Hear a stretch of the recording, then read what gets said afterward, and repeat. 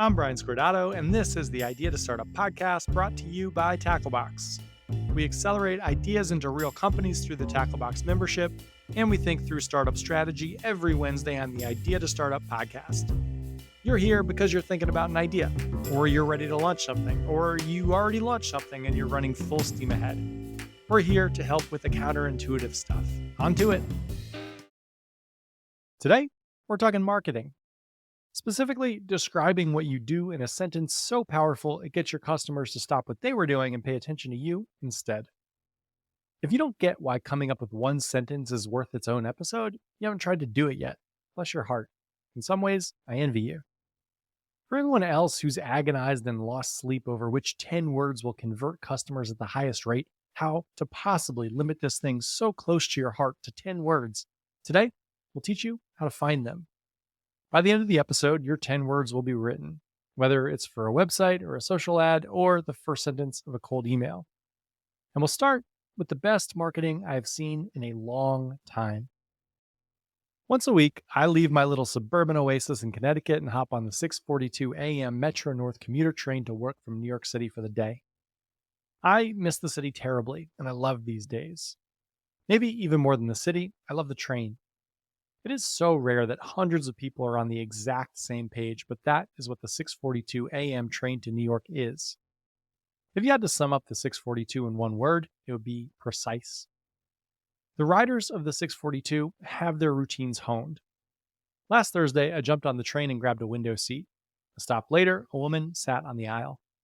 With skill, she pulled out a laptop case and flipped a MacBook out and open, all the while balancing her coffee on her knee. Then she popped in AirPods, pulled out her iPhone, opened up Spotify, and hit play on what I could see out of the corner of my eye was a playlist called Thursday Train Mix. The first song, Drops of Jupiter. Can't make it up. 2 stops later, someone who just boarded the train and was walking the aisle looking for a seat stopped abruptly and their face lit up. "Jim, what? I didn't know you took this train." The seated man, apparently Jim, jerked his head up and smiled wide. "Chris, no way, how are you?" But within seconds, a man a few rows back said, as politely as you can say this, "All right." Both men snapped out of it and realized where they were. The seated one whispered, "We'll talk soon." The other nodded, they quietly shook hands, and off the first man walked, back to his search for an aisle seat. No one is bigger than the 6:42. Editor's note, for some reason I decided to copy and paste the script of this podcast into ChatGPT and ask what it thought. And it said the train anecdote was, quote, nonsensical, broke all momentum, and would likely lose listeners. Well, that's just like your opinion, man. Anyway, after I got off the train, I hopped on the subway to 14th Street, then began my walk downtown to the office. About 15 minutes in, I was distracted.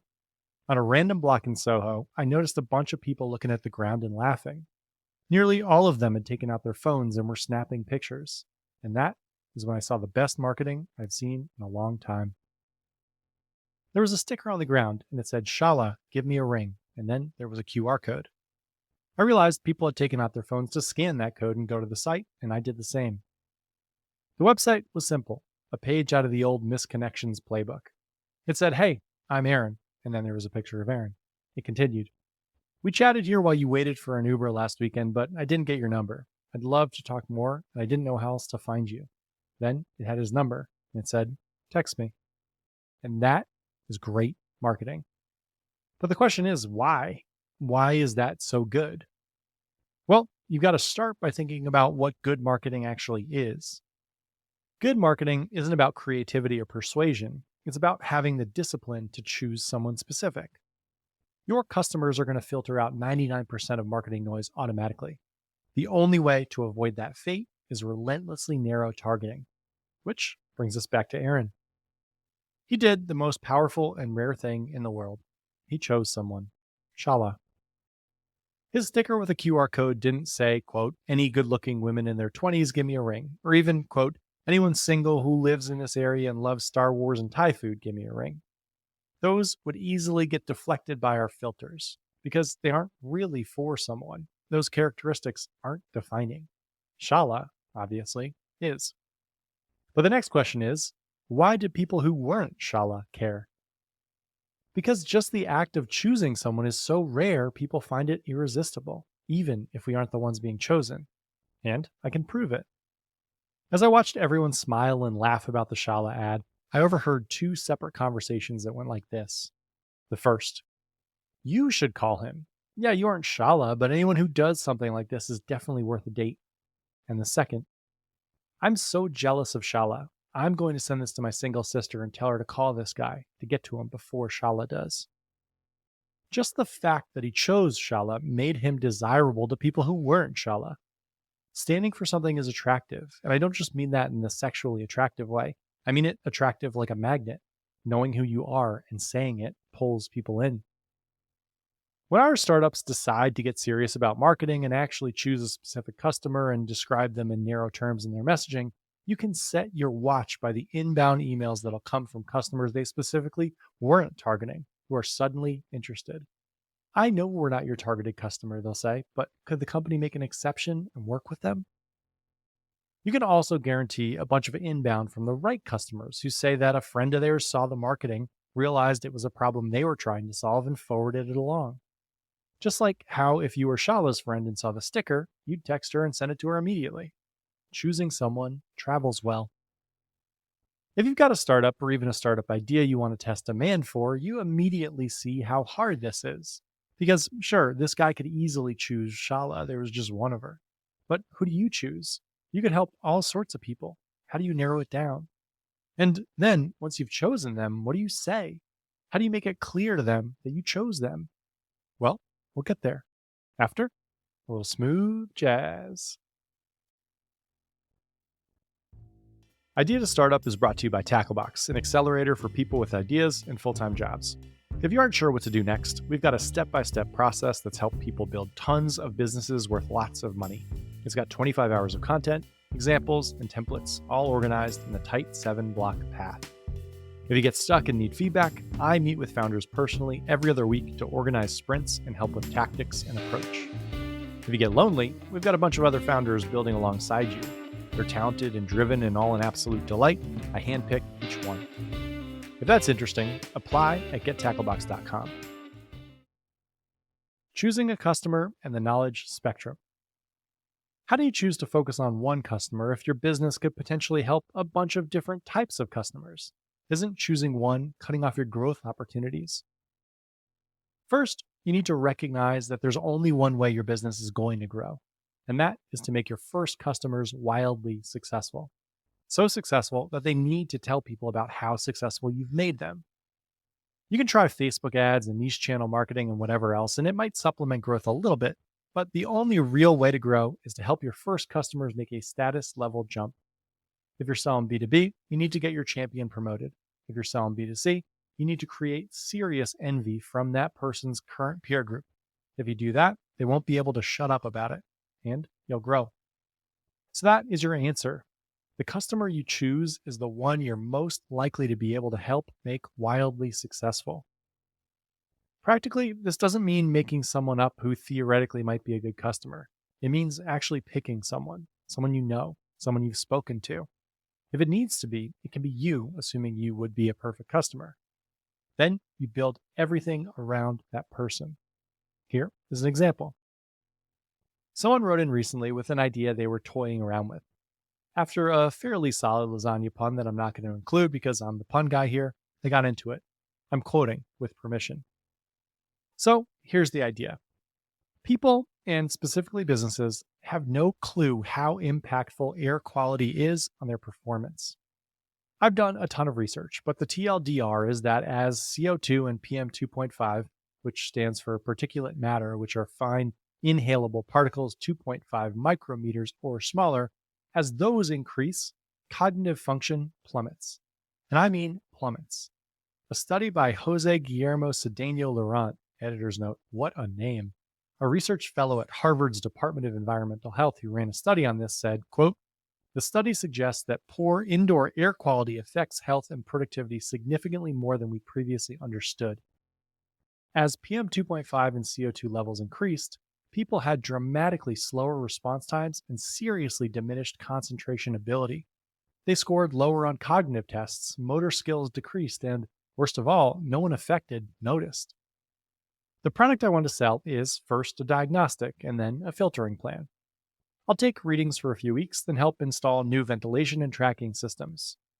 Very few people measure at the particulate level now, so this would be new. And my razor blade thing is that I'll do maintenance, switch the filters every 3 months, give reports, and on and on. What do you think? Well, I think it's a great example use case for this episode. I responded, quote, "Have you got any marketing or cold emails drafted yet, and who'd you send them to?" Within a few minutes, I got a response. Yes, they said, but nothing has worked. There were 3 cold emails attached. The first: "Hi, we help you improve working conditions and output by maintaining a healthy level of CO2 in the air. Studies show," and then there was a bunch of study stuff. The next email was similar, but swapped working conditions and output with critical thinking skills and attention to detail. The last had a bit of a different approach. "You could be unwittingly hurting your workers," it started.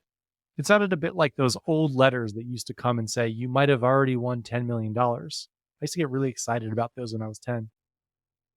These had been sent to all sorts of potential customers: schools, office buildings, machine shops, factories, and, as I mentioned, none of them worked. "Great," I responded, "but who is the best possible customer for you? Who already knows about CO2 and is trying to fix it but can't? Or who prioritizes their workers' productivity to an extreme degree? Or who's required by law to keep certain air quality levels but struggles to do it? For who is this problem, bad air quality, urgent, painful, expensive, growing, or frequent? Who can you make wildly successful?" "I'm not sure," he responded. "There are places like machine shops where you might be able to decrease injuries or negligence. There are also some tech firms that might be interested. But actually, I think the best conversation I had was with a guy who ran a hedge fund. A friend introduced us because they knew what I was up to, and they knew that he was obsessed with gaining unique competitive edges. He'd installed an infrared sauna and a cold plunge in his office, and he'd given all of his employees Oura rings to track their sleep. And he had a private chef that made them super healthy, balanced meals for breakfast and lunch. I think he even gave them mattresses. Maybe him?" "Great," I responded. "Pop that hedge fund manager's process in an email and shoot it off to a bunch of other fund managers. See what we get." And he did.